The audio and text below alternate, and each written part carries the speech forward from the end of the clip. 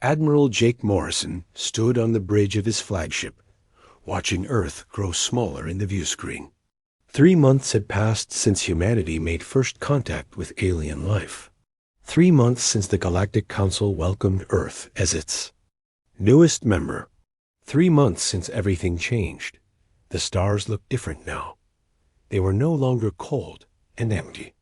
Out there, among those distant suns, lived thousands of species. Some were friends. Some were enemies. And some, like the Zelani, had become family. Jake smiled as he thought about his first meeting with Ambassador Krolfin, the Zelani representative who had sponsored Earth's membership in the Council. The tall, green-scaled alien had been nervous, his large yellow eyes darting around the room. But when Jake offered him coffee, Krolfin had laughed. The sound was like wind chimes in a gentle breeze. "Your people are much like ours," Krolfin had said. "You care for others. You build instead of destroy. You will do well in the galaxy." The Zelani had kept their word. They shared their medical knowledge, helping Earth cure diseases that had plagued humanity for centuries. Their farming techniques ended world hunger. Their friendship made the vast universe feel less lonely. Now Jake was returning from New Geneva Station, where he had attended the monthly council meeting. The discussions had been boring, mostly about trade routes and mining rights, but something had felt wrong. The other species had been quiet when humans spoke. Their eyes had been cold. "Admiral," called Commander Lisa Harper from her station, "we're receiving a priority message from the USS Titan." Jake turned to face her. Lisa was one of his best officers, smart and careful. If she looked worried, there was good reason.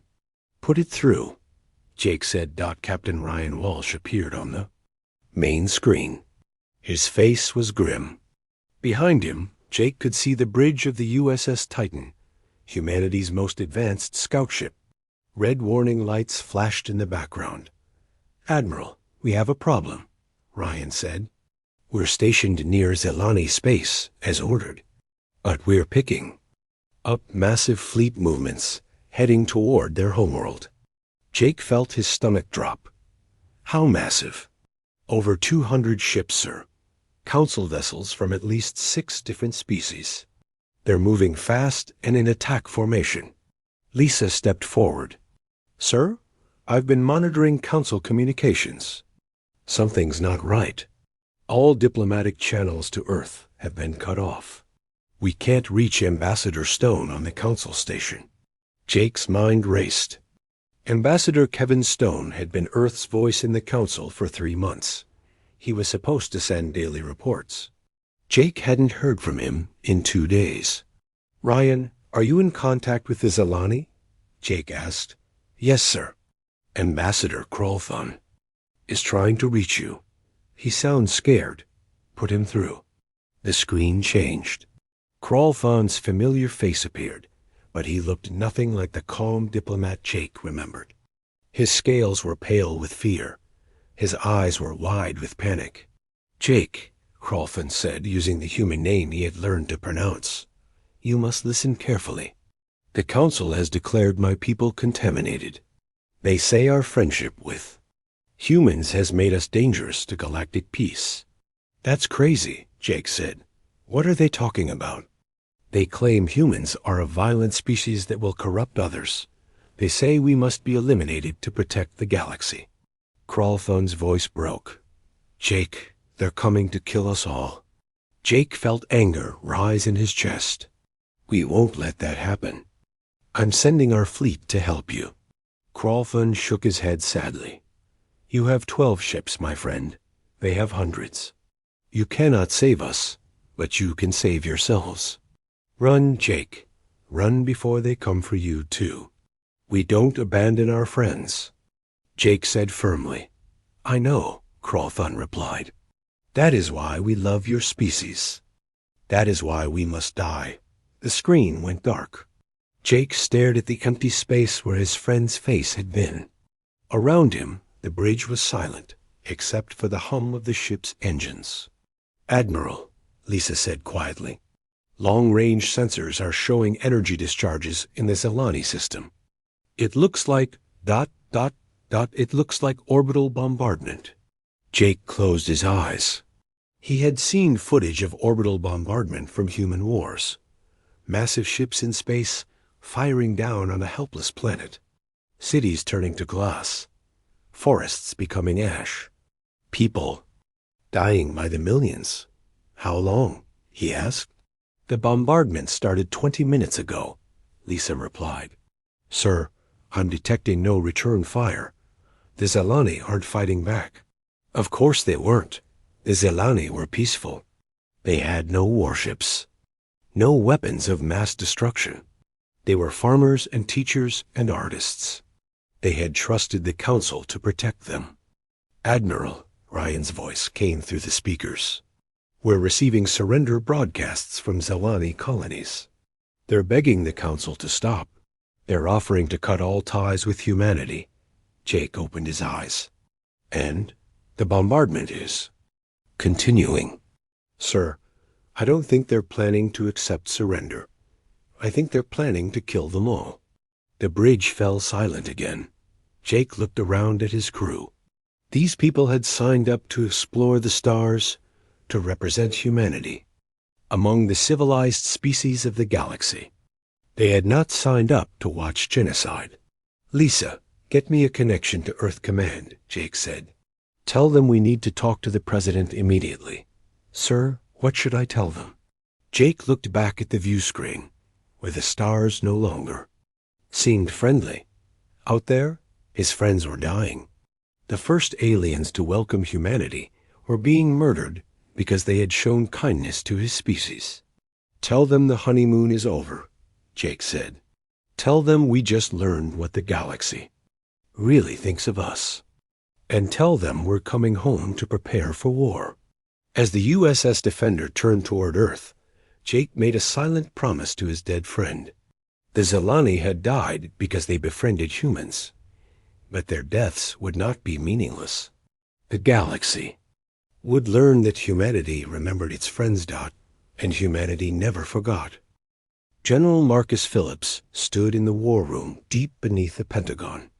Around the table sat the most powerful military leaders on Earth.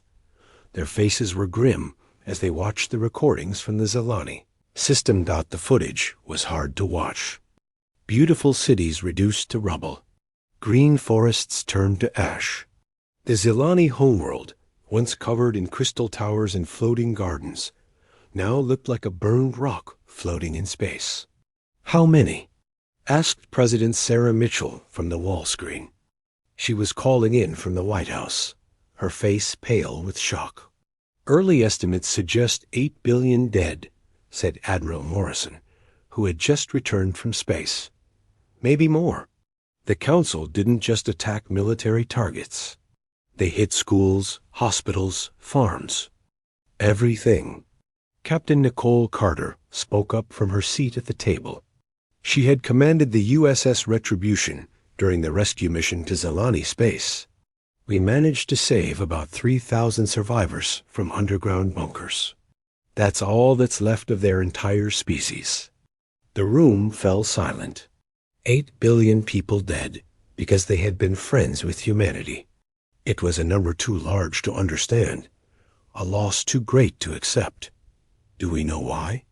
Asked Dr. San Rodriguez, head of Earth's Weapons Development Program. What was the Council's real reason? Commander Troy Bennett, Earth's top intelligence officer, opened a file on his tablet. We've been analyzing Council communications for the past week.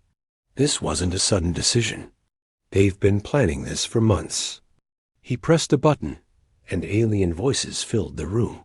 The translation appeared on the screen as the aliens spoke. The humans advance too quickly, said one voice. Their technology grows faster than any species we have seen. In 50 years, they may challenge our authority. Another voice replied, then we eliminate them now, before they become a threat. We cannot attack them directly without cause. The other species would object. We need a reason. Their friendship with the Zelani gives us that reason. We declare the Zalani contaminated by human influence. Once they are gone, we isolate the humans. Then, when they are alone and weak, we finish them. The recording ended. The humans around the table looked at each other with anger and fear. The Council had murdered 8 billion innocent people as part of a plan to eventually destroy humanity. They played us, said General Phillips. They welcomed us into their council, made us feel safe, all while planning our extinction. President Mitchell leaned forward on the screen. What are our options? Dr. Rodriguez smiled grimly. More than they think. While the council assumed we were harmless newcomers, we've been busy. Show them, Beth. Lieutenant Colonel Beth Turner activated a holographic display. Images of Earth's hidden military projects filled the air above the table. Project Thunderbolt, she said, pointing to sleek new warships. 50 heavy cruisers built in secret shipyards on the far side of the moon. Each one carries enough firepower to level a city. The display changed. Project Prometheus. Advanced nuclear weapons, 10 times more powerful than anything we used in our old wars. And Project Hades, our new antimatter torpedoes. President Mitchell looked impressed and worried. When did we build all this? We started the day after first contact, Admiral Morrison replied. We hoped for the best, but we prepared for the worst. Good thing we did, Captain Carter spoke up. The survivors we rescued gave us valuable intelligence. The Council rules through fear, not strength. Most member species have no real military. They depend on the warrior caste, called the hegemony, to do their fighting. How strong is this hegemony? Asked the President. Commander Bennett consulted his notes. About 500 ships total, spread across Council space. They're used to fighting primitive species with simple weapons. They've never faced an enemy with comparable technology. Then we have a chance, said General Phillips. More than a chance, said Dr. Rodriguez. We have advantages they don't know about. Human military history. We've been fighting wars for thousands of years. We understand tactics, strategy, logistics. The Council species are bureaucrats and merchants. They've forgotten how to fight. Admiral Morrison stood up and walked to the display. The Zalani trusted the Council to protect them. That trust got them killed. We won't make the same mistake. He turned to face the room. I propose Operation Vengeance. We build the largest military fleet in human history. We hunt down every Council ship involved in the genocide. And we make sure this never happens again. President Mitchell was quiet for a long moment. You're talking about war with the entire Galactic Council. They have thousands of member species. Most of those species are victims, just like the Zalani, said Commander Bennett. Our intelligence suggests many were forced to join the Council through threats. They're not our real enemies. The real enemies are the Council leadership and their hegemony enforcers, added Captain Carter. The ones who planned and carried out the genocide. Lieutenant Colonel Turner pulled up more displays. We have the industrial capacity. Earth's factories can produce warships faster than any species in known space. Give us 1 year, and we'll have a fleet that can take on the Council. And then what? Asked the President. Say we win. Say we destroy their military. What happens? To galactic civilization? Admiral Morrison met her eyes. We rebuild it, better this time. Based on cooperation, not fear. The Zalani showed us what real friendship between species could look like. We honor their memory by making that dream real. General Phillips nodded. The Council made a mistake. They assumed humans would roll over and die like the other species they've bullied. They forgot that we've never been good at staying down. Dr. Rodriguez grinned. They picked the wrong species to mess with. We're the descendants of people who crawled out of caves and decided to conquer the world. We're not stopping now. President Mitchell looked around the room at the determined faces of Earth's military leadership. These were people who had dedicated their lives to protecting humanity. Now they were asking her to let them protect the galaxy. "How long do you need?" she asked. 18 months to build the fleet," said Admiral Morrison. 6 months to train the crews. 2 years total. And you're confident we can win?" "Ma'am," said Captain Carter, "the Council has ruled through intimidation for centuries. They've never faced an enemy that hit back. When we do, their whole system will collapse." Commander Bennett added, "Plus, we have something they don't. We're fighting for our friends. They're fighting to preserve their power. That makes all the difference." President Mitchell nodded slowly. "Very well. Operation Vengeance is approved. You have unlimited resources and my full support. But remember, we're not just fighting for revenge. We're fighting for a better galaxy." As the meeting ended and the military leaders filed out, Admiral Morrison remained behind.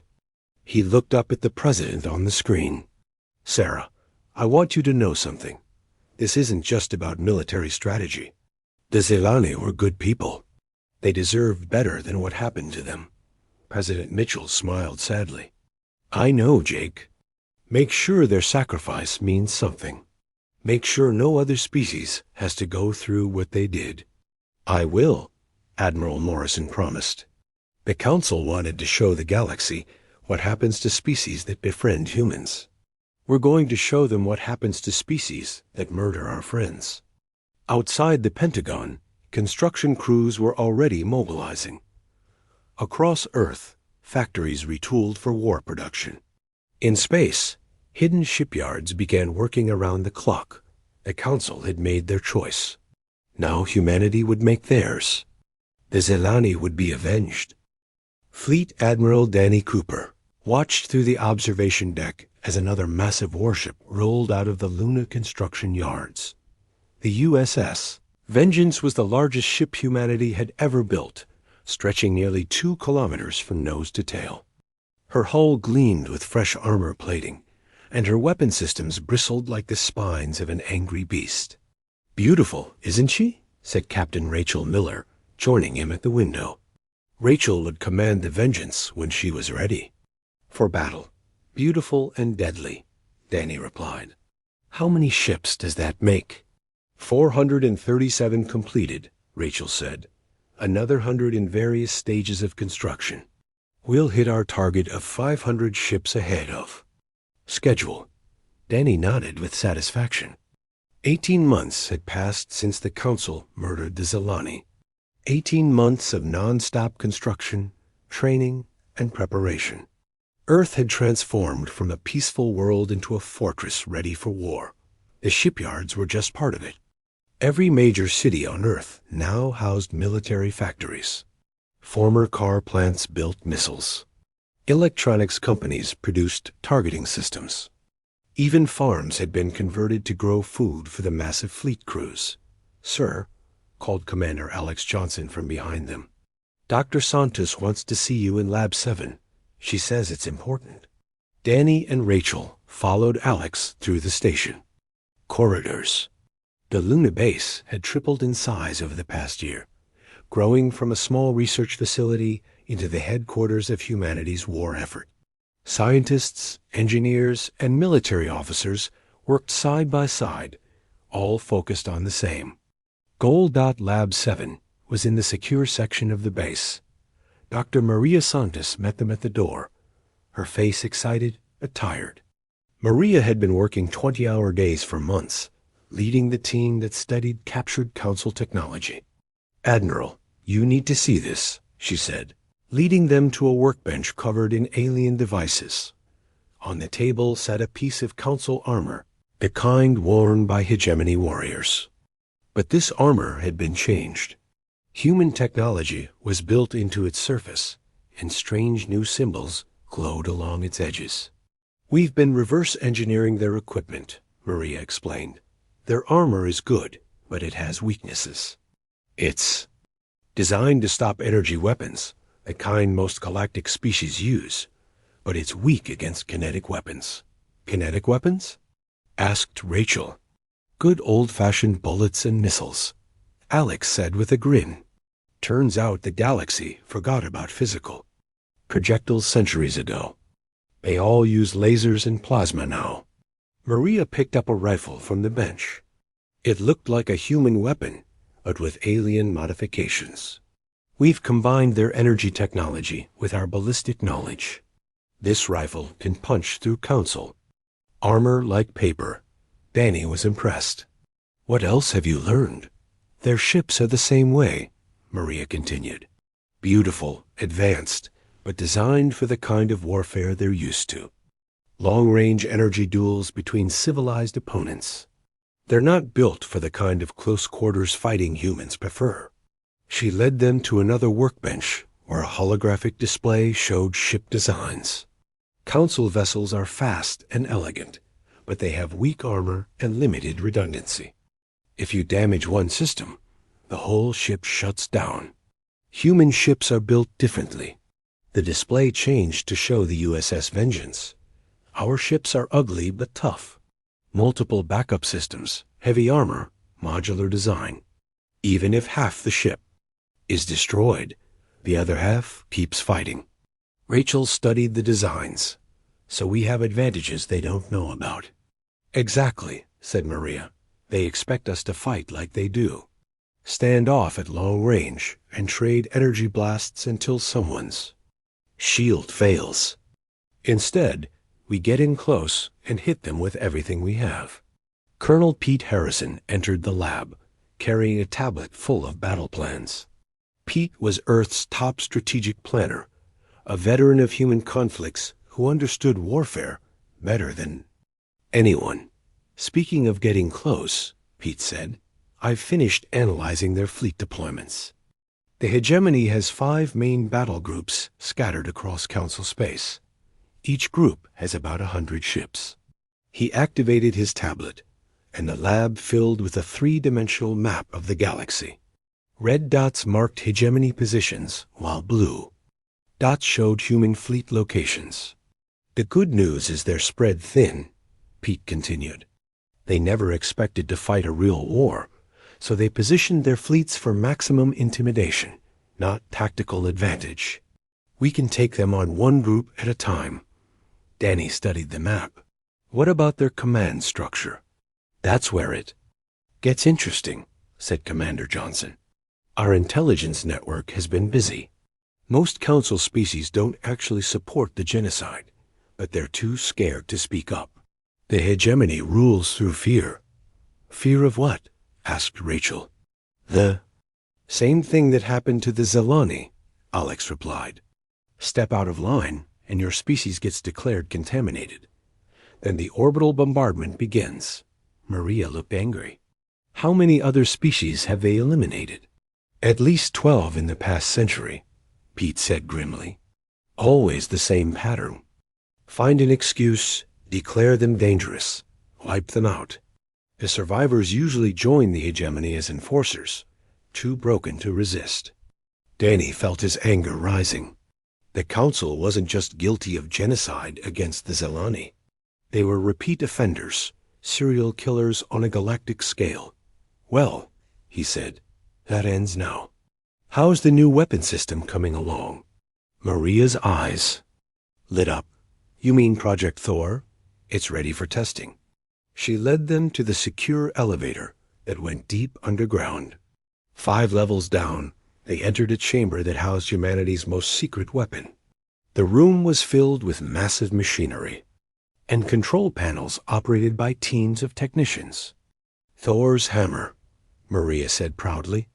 A kinetic bombardment system that can strike targets anywhere in the galaxy. The main display showed a technical diagram of the weapon. It looked like a giant railgun, but built into an asteroid that had been hollowed out and fitted with engines. We start with a tungsten rod, about the size of a telephone pole, Maria explained. We accelerate it to 90% of light speed using magnetic coils. When it hits a target, it releases more energy. And a nuclear bomb. Rachel whistled. And they can't see it coming? Not until it's too late, said Alex. At that speed, it arrives almost as fast as our targeting signal. By the time their sensors detect it, impact is seconds away. Pete was already thinking tactically. How many do we have? 20 Thor stations positioned around the galaxy, Maria replied. Each one can fire every 6 hours. We can devastate their command centers, shipyards, and fortress worlds without risking a single human life. Danny nodded with grim satisfaction. The Council thought they could intimidate humanity the way they had bullied other species. They were about to learn how wrong they were. When do we move? Asked Rachel. Soon, Danny replied. The fleet is almost ready. Our crews have trained for every scenario. Our weapons have been tested. Our intelligence network is in place. He looked around at the faces of his officers. These people had worked tirelessly for 18 months, driven by anger over the Zalani genocide and determination to prevent it from happening again. The Council wanted to show the galaxy what happens to species that befriend humans, Danny said. Instead, we're going to show them what happens when you murder our friends. Commander Johnson smiled grimly. The hegemony has ruled through fear for centuries. They've forgotten what it feels like to be afraid. They're about to remember, said Colonel Harrison Dott, as they left the underground facility. Danny looked up at the stars through the station's transparent ceiling. Somewhere out there, the Council leaders sat in their comfortable chambers, confident in their power. They had no idea that humanity's war machine was almost ready to move. The Zalani had been farmers and artists, peaceful people who trusted others to protect them. That trust had gotten them killed. But their death had awakened something in humanity that the Council didn't understand. Humans didn't just fight for territory or resources. They fought for their friends. And when their friends were murdered, they fought for revenge. The galaxy was about to learn the difference. Admiral Jake Morrison stood on the bridge of the USS Defender as the human fleet dropped out of hyperspace at the edge of Council territory. Around him, 500 warships materialized from the darkness, their hulls gleaming with weapon systems and armor plating. Fleet reports ready for combat, announced Commander Lisa Harper from her position at the communications station.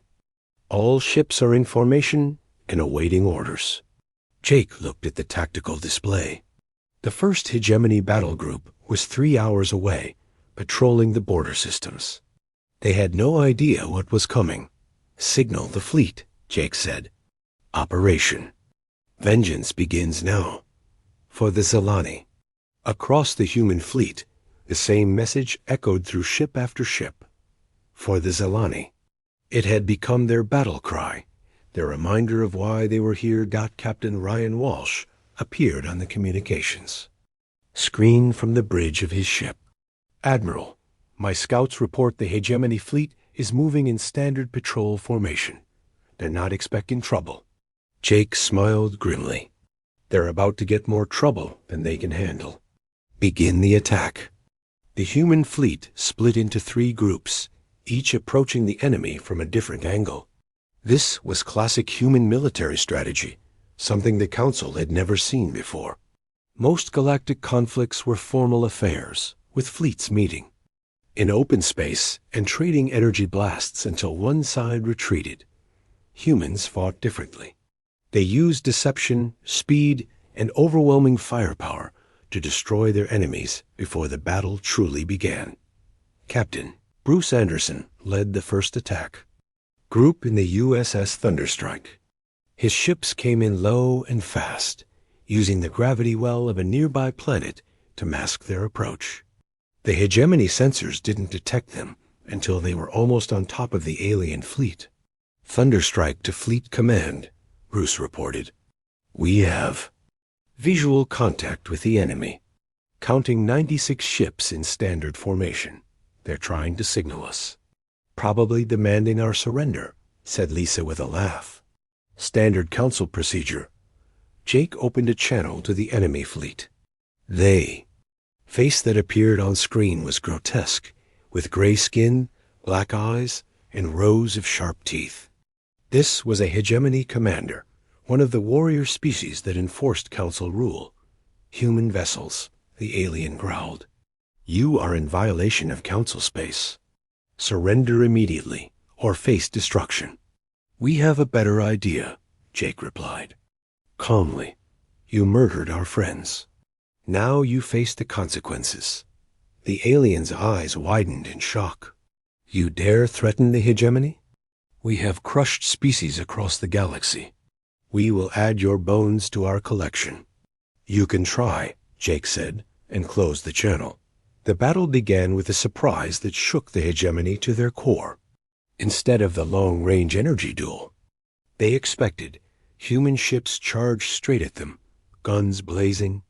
Kinetic weapons, unknown in galactic warfare for centuries, tore through Council shields like paper. Enemy shields are collapsing, reported Captain Henderson. Their armor can't handle solid projectiles. The USS Thunderstrike led the charge, her massive guns firing tungsten slugs at incredible speed.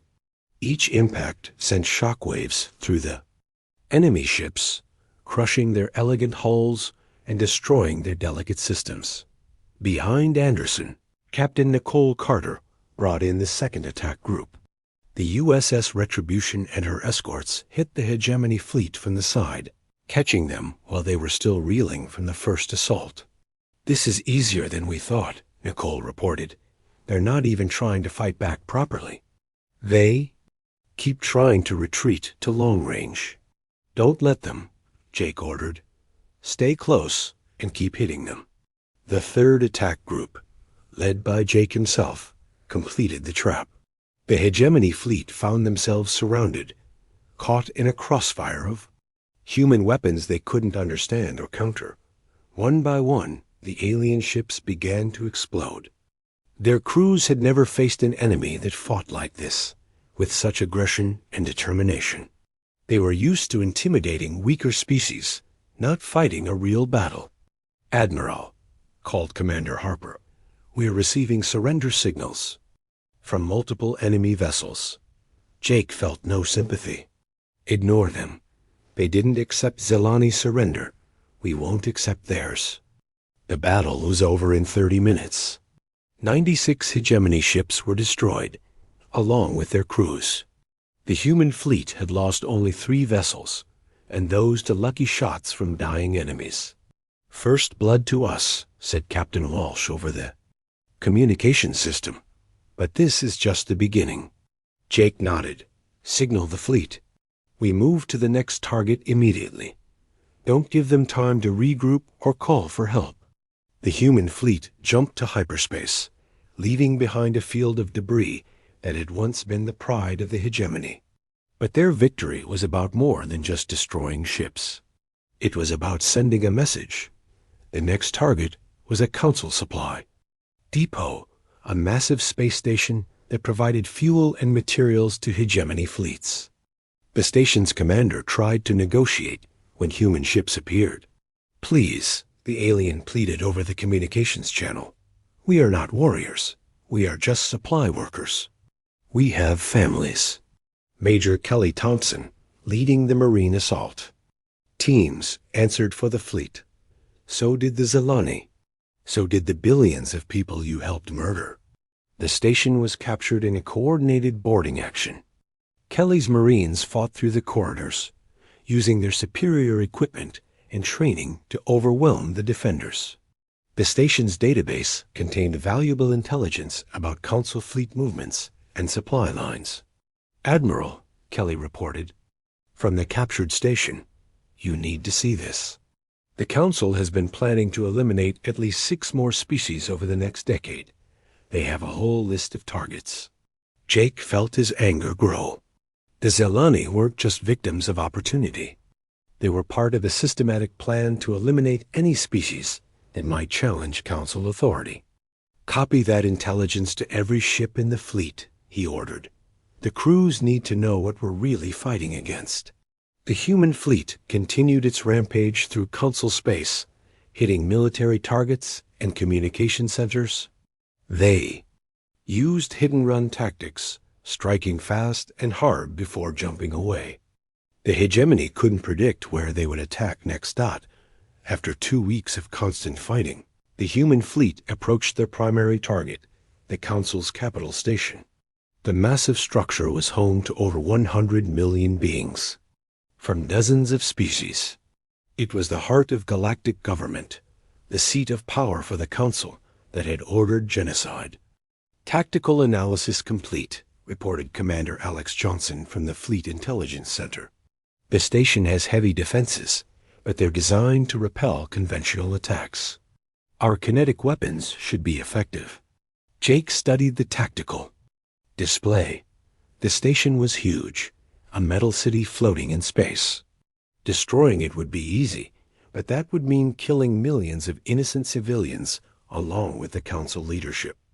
"Admiral," said Captain Carter over the communication system, "we're receiving a transmission from inside the station. It's from some of the species we've been trying to contact." The screen filled with alien faces, members of species that had been forced to join the Council. They looked scared but hopeful. "Human fleet," said their spokesman, "a being with blue skin and large eyes. Many of us never supported the genocide. We were threatened with extinction if we resisted. Please, give us a chance to prove we want peace." Jake made his decision. "Signal the fleet. We're going in for a boarding action. Objective is to capture the Council leadership alive. Avoid civilian casualties if possible." Commander Troy Bennett, leading the Special Operations teams, grinned as he prepared his equipment. "Understood, Admiral. We'll get them for you." The assault on the Council station was the largest military operation in human history. Hundreds of ships surrounded the massive structure, while thousands of Marines prepared to board.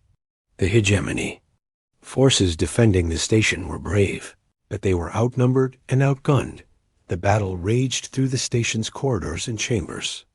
Human Marines fought room by room, deck by deck, pushing toward the Council chambers at the station's heart. The civilians cowered in their quarters, while the future of the galaxy was decided by force of arms. Finally, Troy's teams reached the Council chambers. The alien leaders who had ordered the Zilani genocide sat at their great table, their faces showing fear for the first time in centuries. "You are under arrest for genocide and crimes against sentient beings," Troy announced. His rifle trained on the Council leader, the alien. A tall being with purple skin and silver eyes tried to maintain his dignity. "You cannot do this. We are the legitimate government of the galaxy." "Not anymore," Troy replied. As the Council leaders were taken into custody, Jake received reports from across the station. The Hegemony Military Command had been captured. The Council's war plans had been seized. The government that had ruled the galaxy for thousands of years had fallen in a matter of hours. "Admiral," called Lisa from the communication station, "we're receiving surrender signals from Hegemony fleets across the galaxy. They're laying down their weapons." Jake felt a mixture of satisfaction and sadness.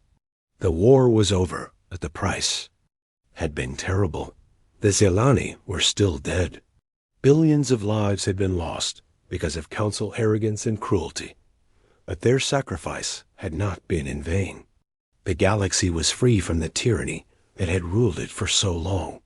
Now came the hard part, building something better in its place. "Signal all ships," Jake ordered. Judge Patricia Young looked across the courtroom at the former Council leaders sitting in the defendant's dock. 6 months had passed since their capture, and the War Crimes Tribunal was finally ready to begin. The makeshift courtroom had been built inside the captured Council station, now renamed New Zephyria Station in honor of the murdered Zilani. "This tribunal will come to order," Patricia announced, her voice carrying the weight of galactic justice. "We are here to determine the guilt or innocence of the defendants in the matter of genocide against the Zilani species and other crimes against sentient beings." The defendants sat quietly, their alien faces showing various emotions. Some looked defiant, others frightened. All of them knew they were facing judgment for the greatest crime in galactic history Ambassador Kevin Stone sat at the prosecution table, surrounded by documents and evidence. Kevin had spent the last 6 months interviewing survivors and gathering testimony from across the galaxy. What he found was worse than anyone had imagined. "Your Honor," Kevin began, "the evidence will show that the defendants planned and executed not just one genocide, but dozens. Over the past 3 centuries, they systematically eliminated any species that showed independence or potential to challenge their authority."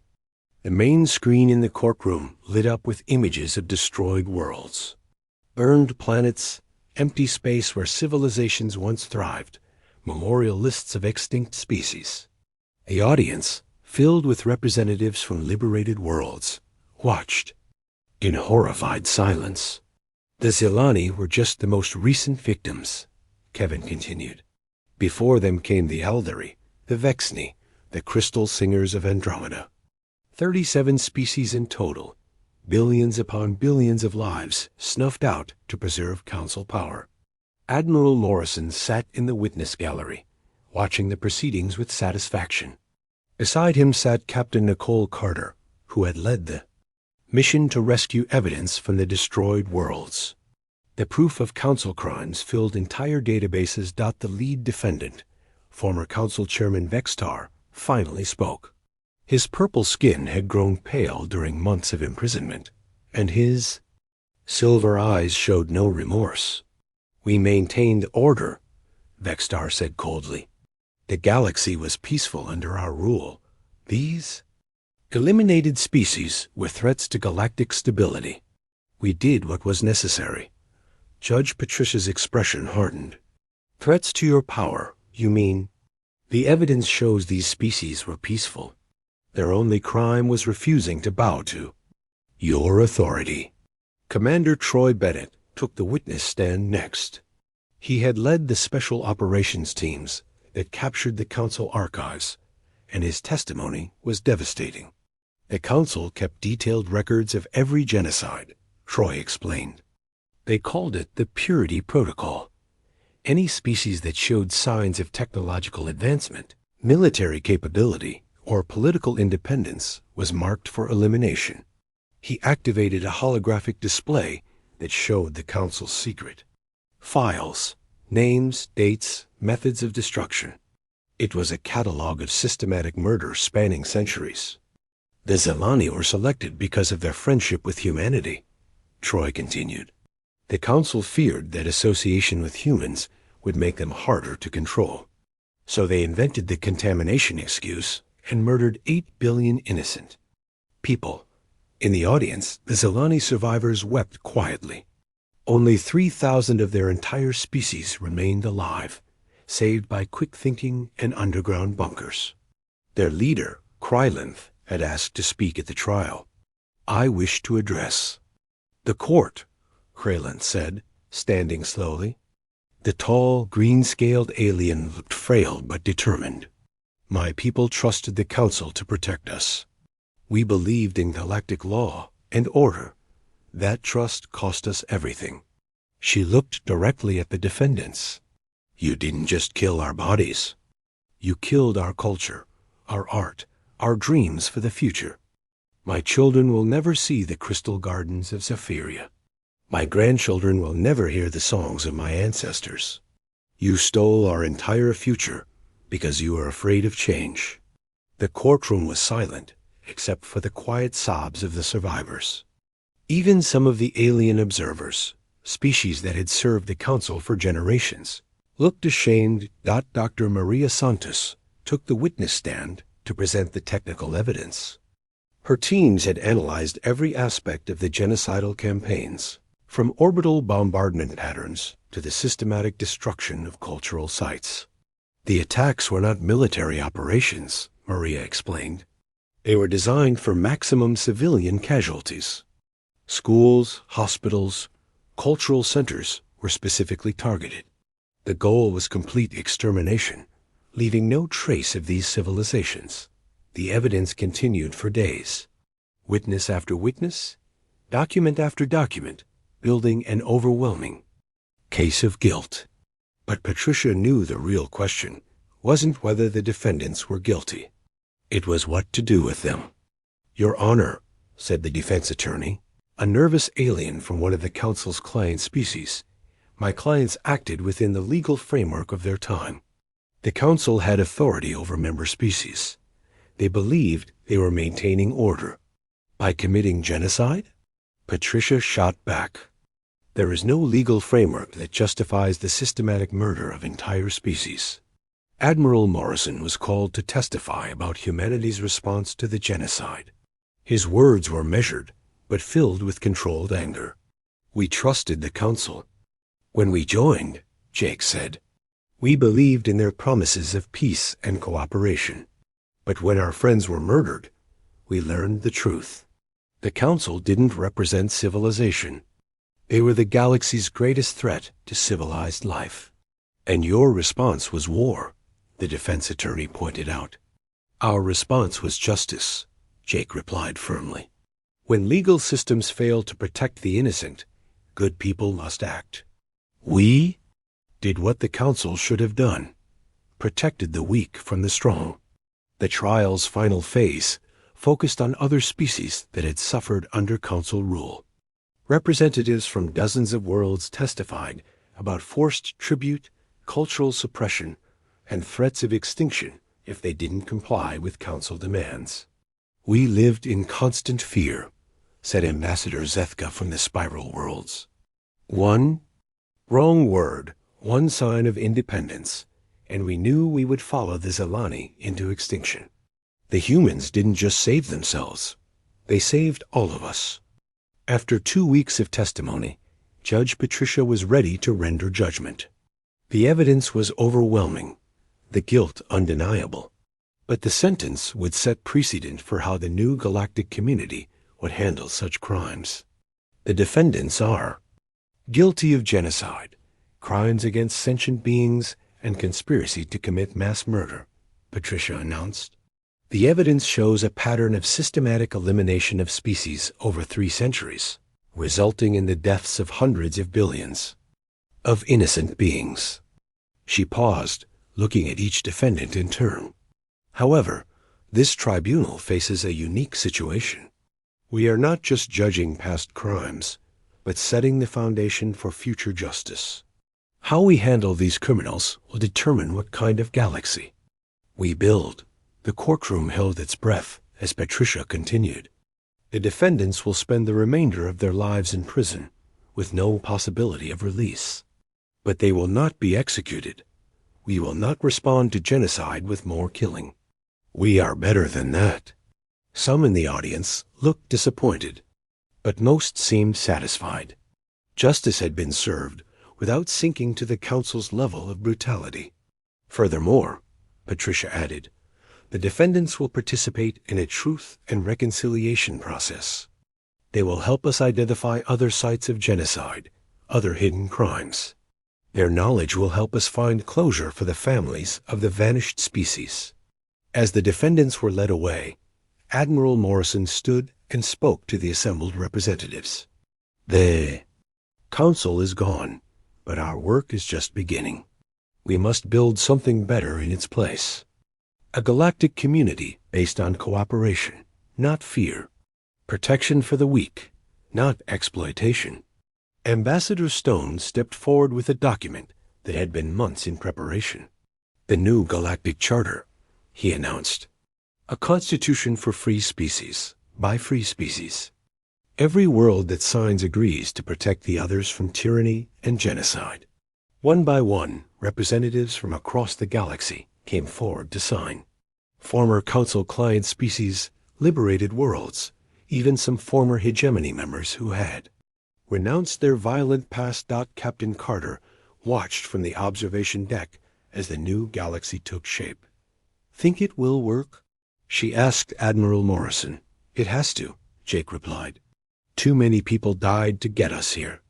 We owe it to them to make this succeed." The ceremony continued for hours as hundreds of species pledged to work together. The Zelani survivors were given a place of honor, their signature representing not just their species, But all those who had been silenced by Council tyranny. 6 months later, Admiral Morrison walked through the memorial garden that had been built on the station's observation deck. Holographic monuments displayed the names of every extinct species, every murdered world. At the center stood a crystal tree from the Zalani homeworld, one of the few artifacts to survive the bombardment. Children played among the monuments, human and alien alike. They laughed and ran together, innocent of the hatred that had once divided their species. This was the future the Zalani had died for, even if they never knew it. Krallenth approached, moving slowly with age and grief. "Admiral," she said, "I wanted to thank you before I joined my ancestors." "You don't need to thank me, Jake Rep." They took one human life, so Earth made the Empire pay the ultimate price. Dr. Alan Carter looked out the viewport of the research vessel Horizon. Stars glittered against the black of space. He smiled to himself as he watched the blue-green planet of Velthria grow larger in the distance. After 5 years of study, he was finally going to meet the Velthrians in person. "Excited, Alan?" asked Captain Laura Daniels as she joined him at the viewport. "Very. This translation algorithm could change everything," Alan replied. He held up a small data chip.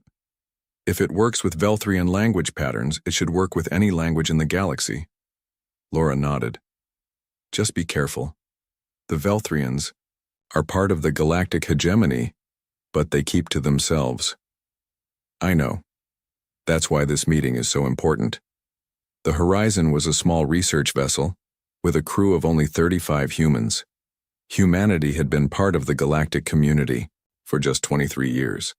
They were newcomers compared to species like the Velthrians, who had traveled the stars for over 1,000 years. Alan returned to his lab to prepare for the upcoming meeting. His translation algorithm was the result of a decade of work. It could analyze any language and create a perfect translation almost instantly. Other species in the galaxy had translation technology, but each worked only with known languages. Alan's algorithm could work with any language it encountered, even for the first time. A voice came over the ship's speakers. "Attention all crew. A Velthrian vessel is approaching. All personnel report to meeting stations." Alan carefully packed his equipment and headed to the diplomatic chamber. He met Dr. Maya Bennett, the ship's xenobiologist, in the hallway. "Ready for the big moment?" Maya asked. "As ready as I'll ever be," Alan replied. The diplomatic chamber was a large room designed for meetings with other species. Captain Daniels stood at the front, with Alan and 5 other crew members nearby. A soft hum announced the arrival of the Velthrian ship. "Remember," Captain Daniels said quietly, "this is a friendly exchange. The Velthrians have agreed to test Dr. Carter's translation algorithm." The door slid open. 4 Velthrians entered. They were tall, with gray-blue skin and 4 arms. Their eyes were large and black, without pupils. They wore ornate armor that gleamed under the ship's lights. The lead Velthrian stepped forward. "I am Commander Zoth Varric of the Velthrian Empire." His words came through a translation device on his chest. "We are here to inspect your research vessel and evaluate the human translation technology." Captain Daniels frowned slightly. "Commander, this was arranged as a collaborative meeting, not an inspection." Zoth Varric's eyes narrowed. "The terms have changed. The Velthrian Empire has concerns about human technology spreading through hegemony space." "Our technology poses no threat," Alan said, stepping forward. "The translation algorithm is designed to improve communication between species." "We will determine that," Zoth Varric said coldly. He gestured to the other Velthrians. "Secure the ship. I want all research data collected." Captain Daniels moved between the Velthrians and her crew. "This is a violation of hegemony law. You have no authority to seize our research." The Velthrians ignored her. 2 of them moved toward the ship's main computer terminal while the others began searching the crew. "Stop this immediately," Captain Daniels demanded. "I am contacting hegemony security forces." Zoth Varric moved with surprising speed. He grabbed Captain Daniels by the arm. "Your species is too new to understand galactic politics. The Velthrian Empire has special authority within the hegemony. Alan clutched his data chip tightly. This is wrong. We came in peace. A Velthrian soldier approached. Alan, surrender your research materials. This algorithm belongs to Earth, Alan said, backing away. It's not yours to take. The soldier reached for Alan, but he stepped back, bumping into a console. The data chip slipped from his fingers, falling to the floor. Alan quickly bent to retrieve it. He's accessing restricted data, shouted Zothvarek, pointing at the console Alan had touched. Before anyone could react, Zothvarek drew a weapon and fired. A bright pulse of energy struck Alan in the chest. He fell to the floor, his eyes wide with shock. No! Maya screamed, rushing to Alan's side. But it was too late. The blast had stopped his heart instantly. Captain Daniels stared in horror. You murdered him.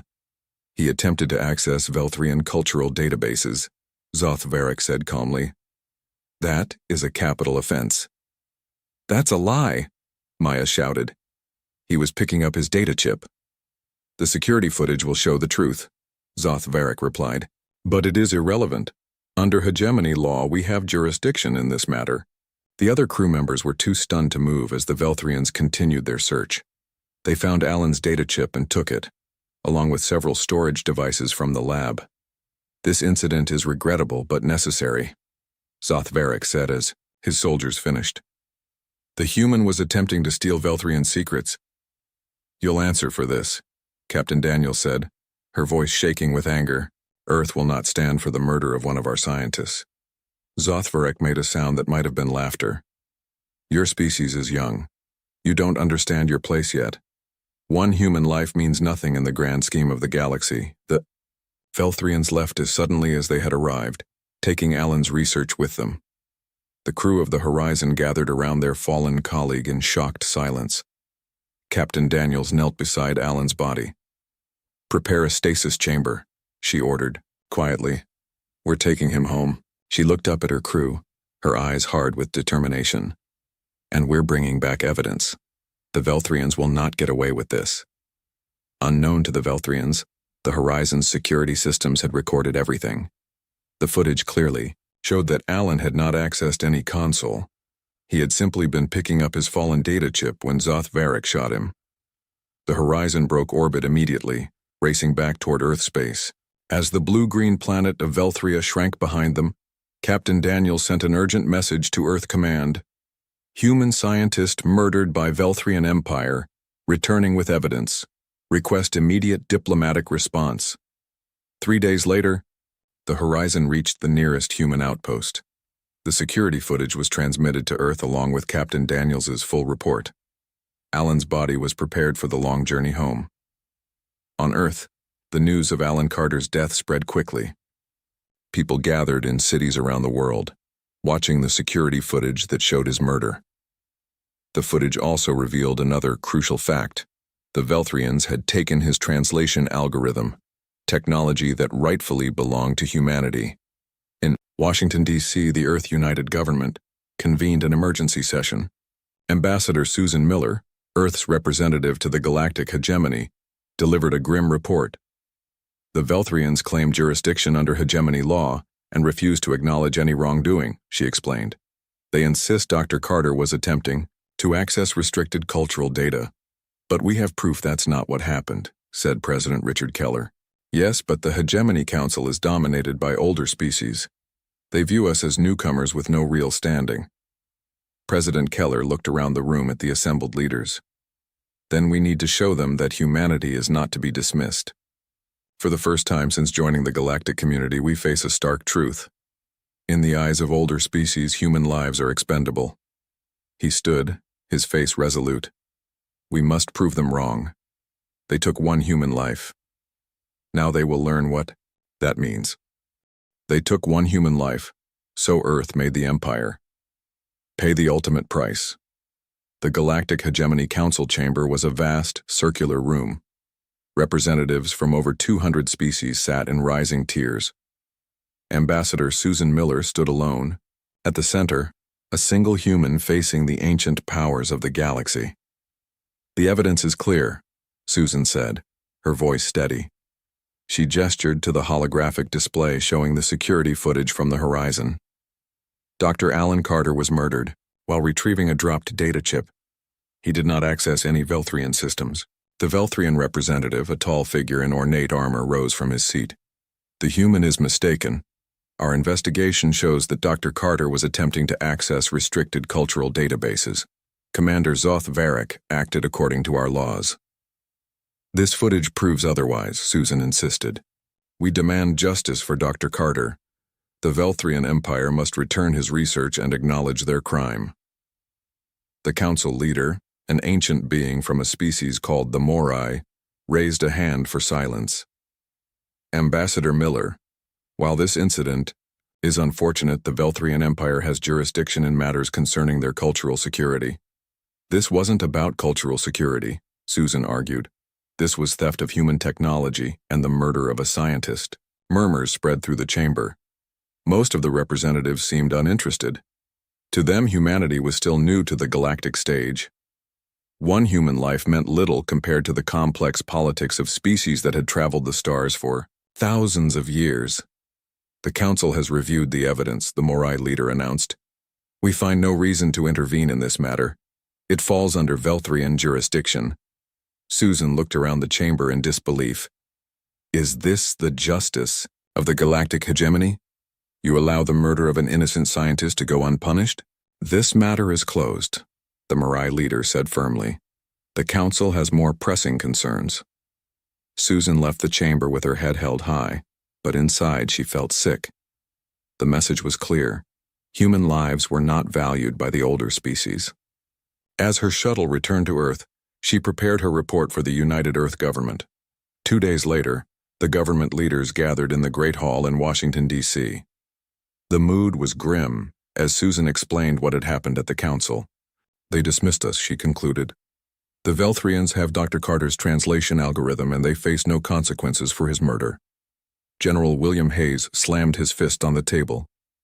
We should respond with military force. Show them that humans won't be pushed around. That would be suicide, said Admiral Frank Rogers. The Velthrian Empire has hundreds of worlds and thousands of warships. We have barely established colonies on Mars and Europa. President Richard Keller looked around the room. Options?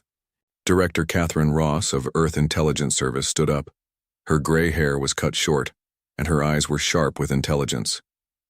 The Velthrians believe we are weak because we value life, she said calmly. They don't understand that this is precisely why we are dangerous. Explain, President Keller said. Military action would fail, Catherine said, but we have other options. She activated a display showing various Velthrian worlds and installations. They took something from us, we can take something from them. What do you propose? Asked the president. The Velthrians stole our translation algorithm. Let's show them what other technology Earth has developed. Catherine's voice was cool and determined. We have nanomachines that can infiltrate any system, biological agents that can target specific species, AI systems that can outsmart any security network. The room fell silent as Catherine continued. We've kept these technologies to ourselves because we understood their power. Now we use them. You're talking about sabotage, General Hayes said. I'm talking about justice, Catherine corrected. The Velthrians need to learn that taking one human life has consequences. President Keller leaned forward. You're not suggesting we kill Velthrians in return? No, Catherine said firmly. We are better than that. We don't target their people. We target their infrastructure, their economy, their military capabilities. We make them feel pain without taking lives. The president considered this for a long moment. How would this work? First, we act like we've accepted defeat, Catherine explained. We withdraw our diplomats, recall our military vessels. To the galaxy it will look like we're retreating. And then? Asked Susan. Then we deploy specialized teams throughout Velthrian space. Small groups with specific targets. No direct attacks. Nothing that can be traced back to Earth. Catherine displayed a map of key Velthrian installations. Within 6 months, the Velthrian Empire will understand what it means to anger humanity. The discussion lasted for hours. Some argued for a more direct approach, Others worried about escalation. In the end, President Keller made his decision. "We proceed with Director Ross's plan," he announced. "The galaxy needs to learn that humanity will not tolerate the unjust taking of even one human life. But we will show restraint. We will not become killers like them." Over the next few weeks, Earth quietly withdrew its diplomatic missions from hegemony space. Military vessels returned to the solar system. To the galactic community, it seemed that humanity had accepted its place as a minor power. The Velthrian Empire celebrated its victory. Commander Zoth Varric was promoted to Overseer of Human Affairs, a new position created to monitor the primitive species that had dared to challenge Velthrian authority. On Earth, preparations moved forward. Specialized teams were assembled. Captain Eric Martinez, a former Special Forces officer, was selected to lead the operations in Velthrian space. His team included engineers, biologists, and computer scientists. "Your mission is not destruction," Director Ross told them during their final briefing. "Your mission is education. The Velthrians must learn that humanity is not to be trifled with." Lieutenant Lisa Chen, a brilliant computer scientist, led the cyber division. Her team developed viruses and AI infiltration systems designed to penetrate Velthrian networks. "We've analyzed their security protocols," Lisa explained during a planning session. "They're advanced, but they've never faced Earth's AI systems."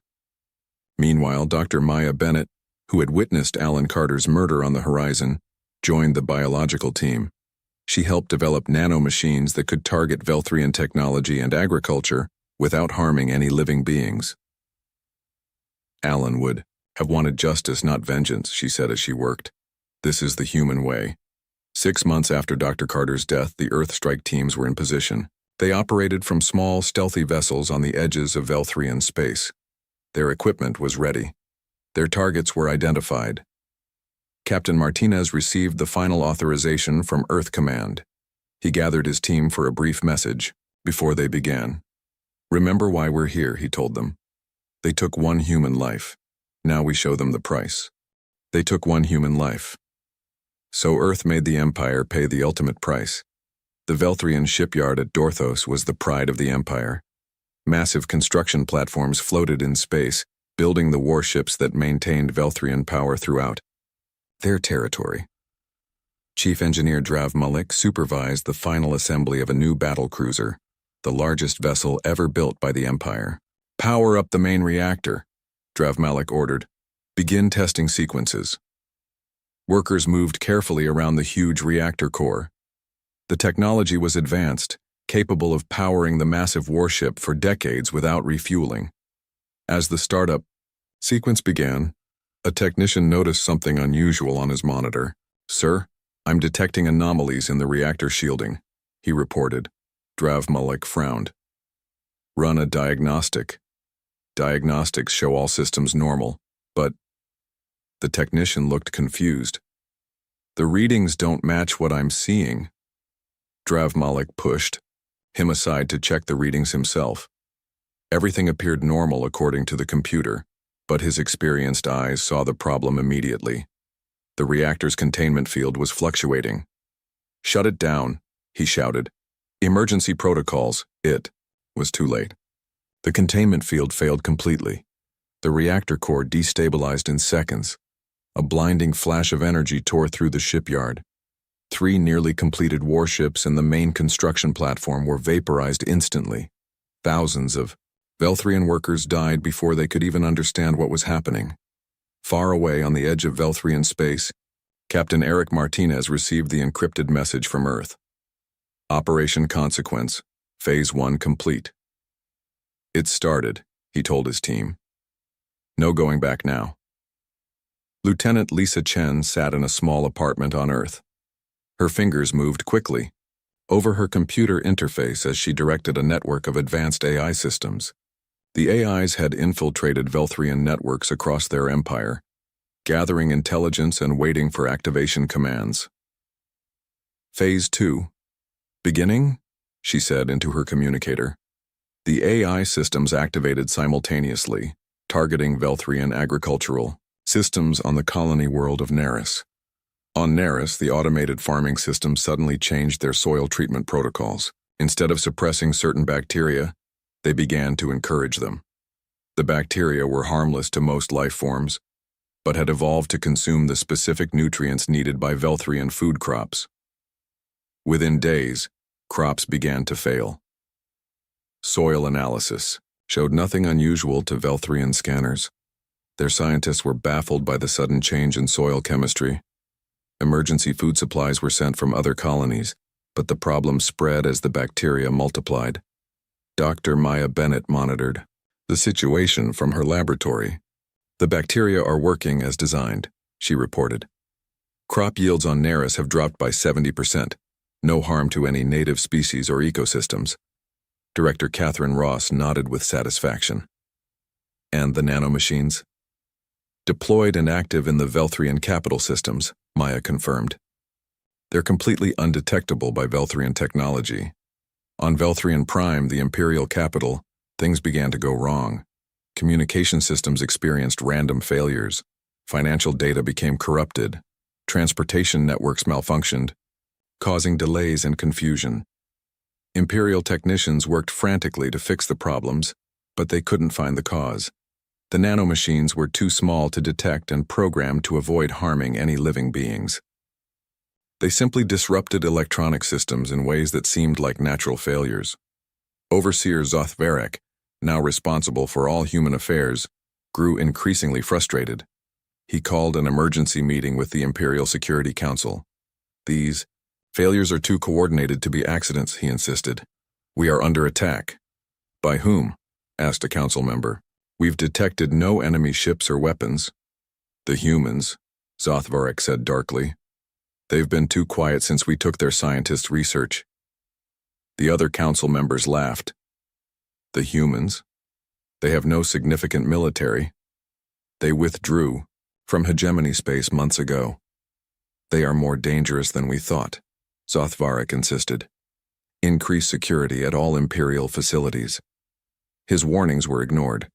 The Empire had faced no direct attacks. No weapons had been fired. No enemy had been detected. The Council dismissed Zoth Varek's concerns as paranoia. Meanwhile, small teams of human operatives moved carefully through Velthrian space. They traveled on commercial vessels or in small ships with false identification. Each team had specific targets and specialized equipment. One team infiltrated the Velthrian Military Academy on Dorthos II. They released nanomachines that targeted the Academy's training simulations, subtly altering the combat data. Future Velthrian officers would be trained with flawed tactical information, making their ships and troops less effective in real combat. Another team visited a major spaceport on Velthros. They released engineered microbes into the air circulation system. The microbes would attach to ship hulls and slowly degrade the specialized metals used in Velthrian warp drives. None of these actions would cause immediate harm. There would be no explosions, no casualties. The effects would build slowly over time, causing confusion and fear rather than outrage. Back on Earth, Lieutenant Lisa Chen made an important discovery. "I found him," she told Director Ross. "The Velthrian who killed Dr. Carter." "Zoth Varek," Director Ross said. "He's been promoted to Overseer of Human Affairs." "Yes, he's currently on Velthrian Prime, coordinating their response to our operations." Lisa smiled grimly. "They don't know what's happening, but they know something is wrong." "Good. It's time for Phase 3, Director Ross decided. "Captain Martinez, prepare your team." In his small stealth vessel, Captain Martinez received the new orders. His ship had been hiding in the debris field of an abandoned mining operation near Velthrian Prime. Now they would move closer to the heart of the Empire. "We're going to deliver a message," he told his team. "The Velthrians need to understand that their actions have consequences." The stealth vessel slipped past Velthrian security systems with ease. Earth's cloaking technology was far more advanced than the Empire realized. They reached the orbit of Velthrian Prime undetected. From the ship, they launched thousands of tiny drones, each no larger than an insect. The drones carried no weapons. Instead, they were programmed to display a simple holographic message in the Velthrian language. The message would appear on screens throughout the imperial capital. Justice for Dr. Alan Carter. The Empire's proud leaders would soon understand that they were not dealing with a primitive species that could be dismissed or bullied. They were facing a force they had never imagined. As Phase 3 began, news reached Earth of another success. The translation algorithm stolen from Dr. Carter had been quietly corrupted by nanomachines. When the Velthrians attempted to use it for diplomatic communications with other species, it produced subtle but critical errors. Several important trade agreements had already been compromised. "We're not just hurting their economy and military," Director Ross observed. "We're damaging their standing in the hegemony." President Keller nodded with grim satisfaction. They took one human life. Now they will understand what that means. They took one human life, so Earth made the Empire pay the ultimate price. Emperor Thalax of the Velthrian Empire was not used to feeling fear. For 300 years, he had ruled the most powerful empire in this sector of the galaxy. Now, as he looked at the reports from across his territories, fear crept into his mind. "How is this possible?" he demanded, throwing the reports onto the table. "Our shipyards destroyed, food shortages on 6 worlds, communication systems failing across the Empire." His advisors stood silently, afraid to speak.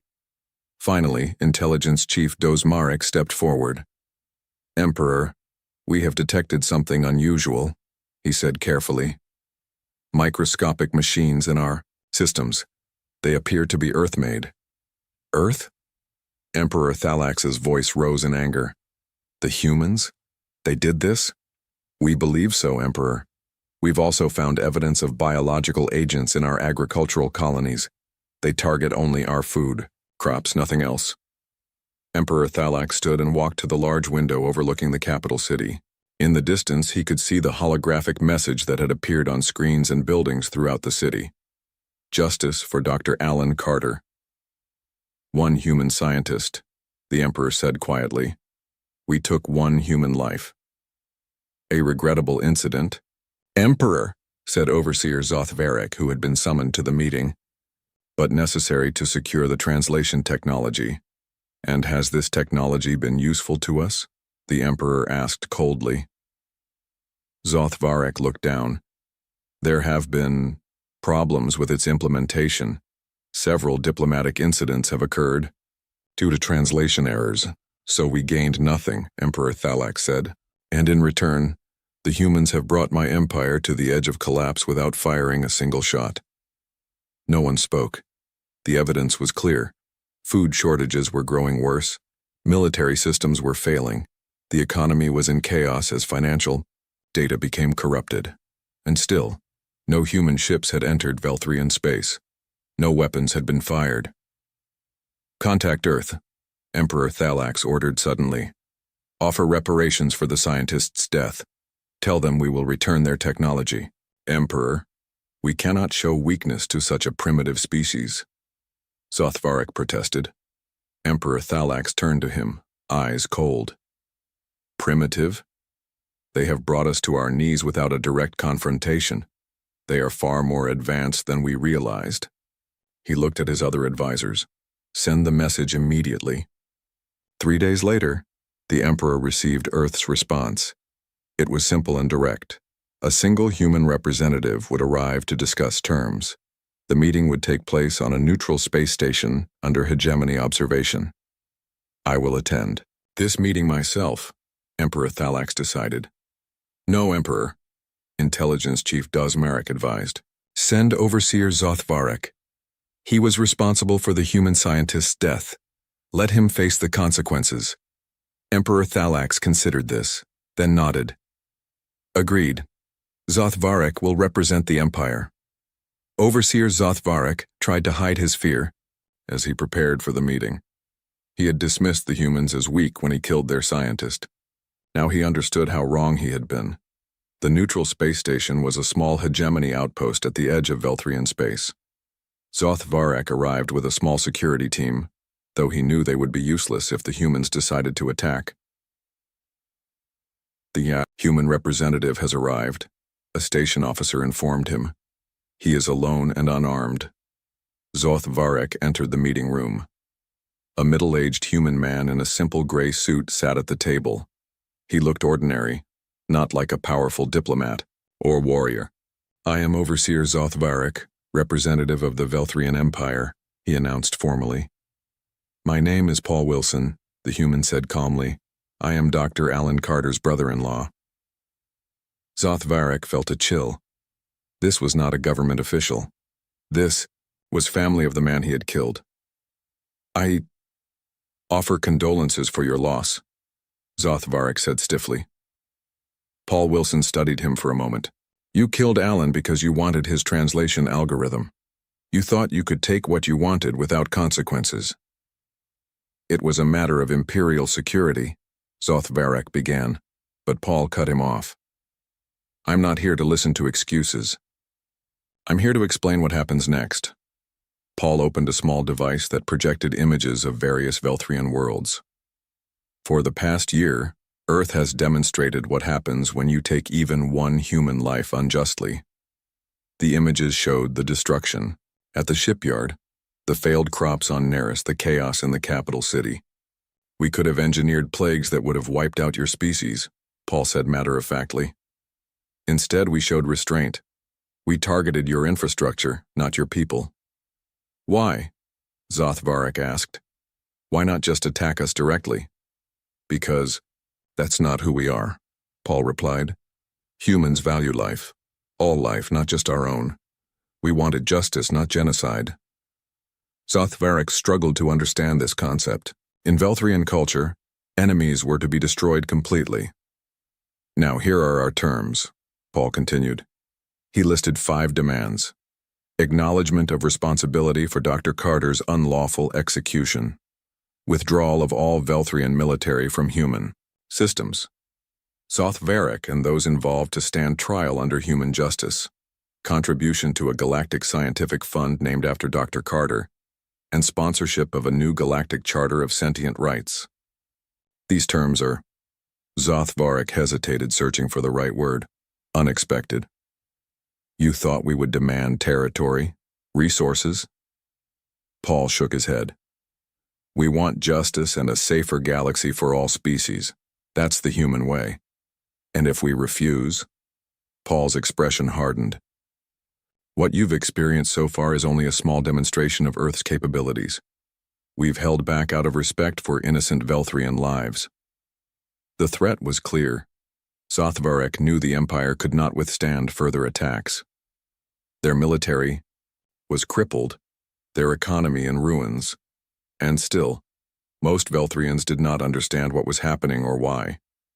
"I will convey these terms to Emperor Thalax," Zoth Varek said formally. "You have 3 days to respond," Paul said, standing. "After that, we continue." As Paul Wilson left the meeting room, Zoth Varek remained seated, struggling with new emotions. For the first time in his life, he felt shame for killing another being. The humans had shown they could have destroyed him, destroyed the Empire. Instead, they sought something greater than revenge. Emperor Thalax received Zoth Varek's report with grim acceptance. The ruling council debated through the night, with many arguing against surrendering to human demands. But as reports continued to arrive detailing new failures across the Empire, the decision became clear. "We accept their terms," Emperor Thalax announced finally. "Send word to Earth. The Velthrian Empire acknowledges its error and seeks peace." 2 days later, Ambassador Susan Miller stood before the Galactic Hegemony Council once more. This time, she was not alone. Emperor Thalax himself stood beside her, along with representatives from a dozen other major powers. "The Velthrian Empire accepts responsibility for the unlawful execution of Dr. Alan Carter," Emperor Thalax announced to the stunned council. "We will sponsor a new galactic charter of sentient rights, establishing that the deliberate taking of any sentient life, regardless of species, is a violation of universal law." The council chamber erupted in shocked murmurs. The proud Velthrian Empire surrendering to human demands. It was unprecedented. Ambassador Miller stepped forward. "Earth does not seek vengeance," she said clearly. "We seek justice and a safer galaxy for all. That is the human way. They took one human life, so Earth made the Empire. Pay the ultimate price. News of the Velthrian Empire's surrender to Earth spread quickly through the galaxy. Species that had ignored or dismissed humanity now paid close attention. If humans could bring the mighty Velthrian Empire to its knees without firing a shot, what else were they capable of? The Galactic Hegemony Council called an emergency session as representatives from hundreds of worlds gathered to witness the signing of the new Galactic Charter of Sentient Rights. The Grand Chamber was filled beyond capacity, with many standing. Along the walls, Ambassador Susan Miller stepped onto the central platform. Beside her stood Emperor Thalax of the Velthrian Empire. Behind them were representatives from 20 other major powers who had agreed to co-sponsor the charter. "This is a historic day," Susan began, "not just for Earth and the Velthrian Empire, but for all sentient beings in our galaxy." The council leader, the ancient Mirai who had dismissed Earth's complaint a year earlier, watched with newfound respect. "Ambassador Miller, please present the charter to the council." Susan activated a holographic display that showed the text of the charter in multiple languages. The charter is simple. It establishes that the deliberate taking of any sentient life, regardless of species, age, or origin, is a violation of universal law. No political, military, or cultural justification can override this principle. Emperor Thalax stepped forward. "The Velthrian Empire supports this charter fully. We have learned at great cost that all life deserves respect and protection." One by one, representatives from other powers expressed their support. Some did so eagerly, having long advocated for such principles. Others did so more reluctantly, aware that opposing humanity might be dangerous after seeing what happened to the Velthrians. The council voted overwhelmingly to adopt the charter. From that day forward, the deliberate taking of sentient life would be recognized as a crime throughout hegemony space, punishable by sanctions against individuals, organizations, or even entire governments. On Earth, Dr. Carter's widow, Michelle, watched the proceedings from the United Earth Government headquarters in Washington, D.C. Her eyes were wet with tears, but her face showed pride rather than sorrow. "Alan would have been so proud," she said quietly to President Keller, who sat beside her. "This is exactly what he believed in. His translation algorithm was meant to bring species together, to help them understand each other. And now it will," President Keller replied. "The Velthrians have returned the algorithm along with all of Alan's research. We'll complete his work and share it with the galaxy." In another room, Director Catherine Ross met with her team. The SCI operations against the Velthrian Empire had been a complete success, but now came the difficult part. "We need to remove all of our nanomachines and biological agents from Velthrian space," she instructed. "They've met our terms. We keep our word." Captain Eric Martinez and his team had already begun the process. The same stealth ships that had deployed Earth's weapons now worked to remove them. Special signals activated self-destruct sequences in the nanomachines. Neutralizing agents were released to stop the engineered bacteria. Within weeks, Velthrian systems would begin to recover. Lieutenant Lisa Chen reported on the cyber operations. "We've removed our AI systems from their networks. Their systems are starting to stabilize." "And what about Overseer Zoth Varek?" "Director," Ross asked. "He arrived on Earth yesterday," Lisa replied. "He will stand trial next month for the murder of Dr. Carter." The trial of Zoth Varek was broadcast throughout the galaxy. The Velthrian officer stood tall in the Earth courtroom, facing a jury of 12 humans. The evidence was presented clearly: security footage from the horizon, testimony from the crew, and Zoth Varek's own admission of guilt. "I acted according to Velthrian customs," Zoth Varek explained to the court. "I believed the human was attempting to access restricted data. I now understand I was wrong." The jury found him guilty of murder. Many in the galaxy expected a severe punishment, perhaps even execution, but when the judge announced the sentence, it surprised everyone. "Overseer Zoth Varek, you are sentenced to 10 years of service at the Alan Carter Institute for Interspecies Communication. You will work alongside human scientists to develop better understanding between our peoples." Zoth Varek bowed his head in acceptance. It was not the punishment he had expected, but he understood its purpose. The humans were teaching him, and the galaxy, another lesson about their values. 1 month later, the Alan Carter Institute opened its doors on a neutral planet at the edge of Earth space. Scientists from dozens of species arrived to work together on Dr. Carter's translation algorithm and other technologies designed to improve interspecies communication. Michelle Carter cut the ribbon at the opening ceremony. She had been appointed director of the Institute, continuing her husband's work. Beside her stood Paul Wilson, who had delivered Earth's terms to the Velthrians. My husband believed that understanding was the key to peace, Michelle told the assembled scientists. When we truly understand each other, violence becomes unnecessary. Among the scientists was Zoth Varric, now dressed in simple civilian clothes rather than his imperial uniform. He approached Michelle cautiously. "I cannot undo what I did," he said quietly, "but I will spend my life working to ensure it never happens again." Michelle studied him for a moment, then nodded. "That's all anyone can ask." Over the following years, the Velthrian Empire changed. Under Emperor Thalax's leadership, they reformed their military and diplomatic practices. Younger Velthrians, influenced by human ideas, began to question the old ways of their society. Earth's status in the galactic community was forever altered. Humanity was no longer viewed as the upstart species to be dismissed or exploited.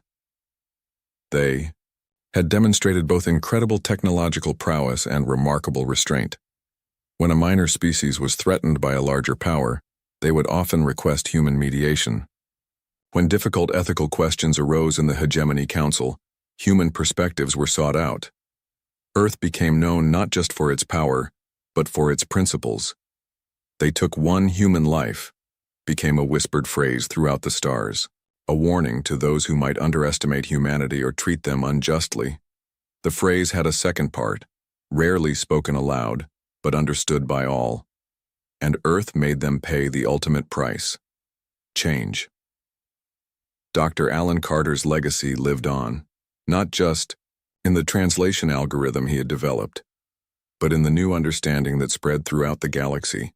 His death had led not to more violence, but to a fundamental shift in how sentient beings viewed each other. In the end, humanity had taught the galaxy its most important lesson. The value of a single life was immeasurable, and those who failed to understand this did so at their peril.